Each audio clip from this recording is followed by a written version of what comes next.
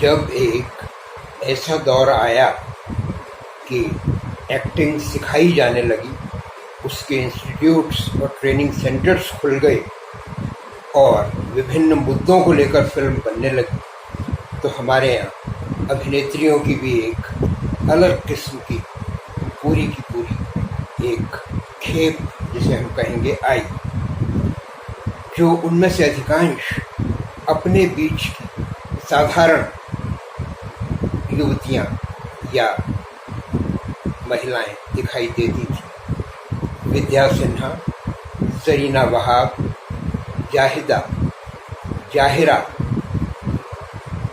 रेहाना सुल्तान, जया बच्चन, ये इसी तरह के नाम थे। इनकी फिल्मों में अधिकांश गीत नृत्य के स्थान पर मुद्दों को और विषयों को उठाया गया, लेकिन सदी के अंतिम दशक में फिल्मकार ये बात बहुत अच्छी तरह समझ गए कि फिल्म के पर्दे के लिए एक फोटोजेनिक चेहरा या एक सुंदर चेहरा होना अत्यंत आवश्यक है।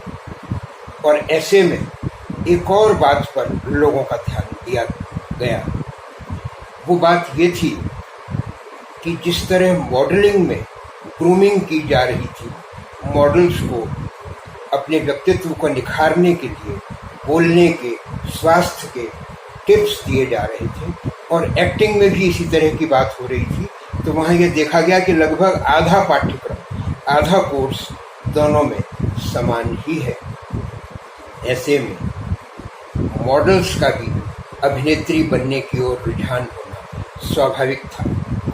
सौंदर्य प्रतियोगिताओं में वर्षों से भाग लेती रही युवतियाँ कभी फिल्मों की ओर ज़्यादा आई नहीं थी। लगभग 3-4 दशक पहले परिसिस खम्बाटा नाम की एक मिस इंडिया अवश्य फिल्मों में आई, और उसके बाद जब जीनत अमान की लोकप्रियता के बाद एक ऐसा दौर आया जब सोनू वालिया, संगीता बिजलानी, जूही चावला, स्वरूप संपत, इन सब ने अभिनय में कदम रखा और इनमें से अधिकांश सफल भी हो गए। अंतिम दशक में इस बात पर गौर करके फिल्मकारों ने इस ओर देखा और इसे एक सुंदर और सुखद सहयोग कहेंगे कि जहां पिछले 50 वर्षों में भारत को अंतर्राष्ट्रीय स्पर्धाओं में केवल एक विश्व सुंदरी रीता फारिया का नाम मिला था, इस अंतिम दशक में 5 विश्व सुंदरियां भारत से चुनी गई। डायना हेडन के बाद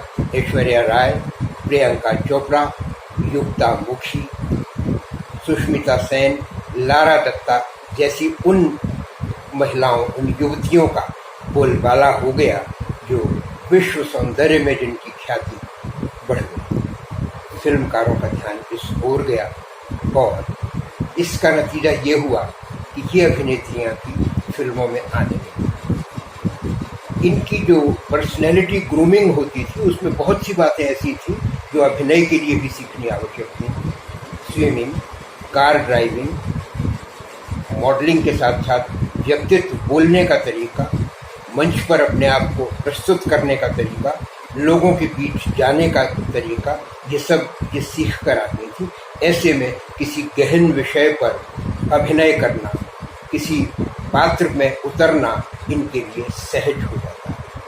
और इन नामों के बीच एक नाम सदी के बीतते बीतते बहुत तेजी से उभर कर आया, जिसे हम ऐश्वर्या राय बच्चन के नाम से जानते हैं। ऐश्वर्या राय बच्चन फिल्मों में आने के साथ साथ कई और प्रकार से भी उनकी ख्याति दिनों दिन बढ़ती गई, चाहे वो उनके विवाह को लेकर हो, चाहे वो उनके सौंदर्य मानकों को लेकर हो। और जब वो फिल्मों में आई तो एक के बाद एक कई कामयाब फिल्में उन्होंने की। सुभाष घई जैसे निर्माता निर्देशक ने ताल फिल्म में उनकी एक बहुत भव्य प्रस्तुति थी, जिसमें अनिल कपूर के साथ वो थी। और उसके बाद संजय लीला भंसाली ने जब उन्हें अन्य कुछ फिल्मों के साथ गुरु, और इसके बाद उनके संजय जी की फिल्म हम दिल दे चुके सनम आई,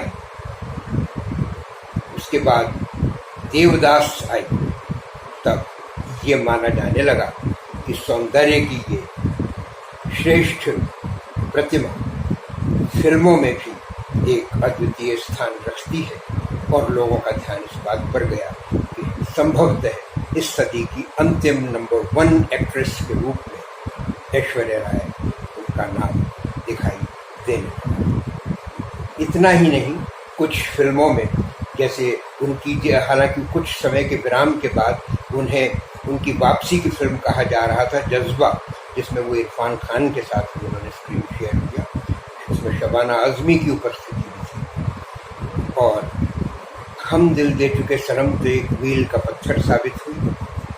ताल भी बहुत अच्छी फिल्म थी उनकी, और देवदास में आकर तो लगभग वही स्थिति थी जो सौंदर्य प्रतियोगिताओं में जिस तरह एक पुरानी विश्व सुंदरी नई विश्व सुंदरी को ताज पहनाती है, उसी तरह स्क्रीन पर आमना सामना हुआ माधुरी दीक्षित और ऐश्वर्या राय का। उनके नृत्यों में, उनके अभिनय में, उनके व्यक्तित्व में जो झलक, जो दर्शकों ने जो एक मुकाबला देखा, दर्शकों ने जहां माधुरी दीक्षित को आदर के साथ देखा, वहीं ऐश्वर्या राय को एक ललक के साथ देखा, एक जुनून के साथ देखा, और ऐश्वर्या राय बच्चन बन गई फिल्म जगत की अंतिम सदी की नंबर 1 एक्ट्रेस। जी हाँ, नंबर 1 एक्ट्रेस यानी वही मशहूर क्लब जिसमें फिल्मों में नरगिस, मधुबाला, मीना कुमारी, वैजयंती माला, साधना, शर्मिला टैगोर, हेमा मालिनी, रेखा, श्रीदेवी, माधुरी दीक्षित और काजोल को दर्शक अब तक देखते आ रहे थे। दर्शक जानते हैं कि ऐश्वर्या राय का सौंदर्य सर चढ़कर बोला। वे अभिषेक बच्चन से उनका विवाह होने के बाद अमिताभ बच्चन जैसी हस्ती पर्सनैलिटी की बहू बन जाने के बाद खासी चर्चा में तो आई, लेकिन अपनी फिल्मों को लेकर उनका मुकाम लगभग तय हो गया और ऐश्वर्या राय छा गई।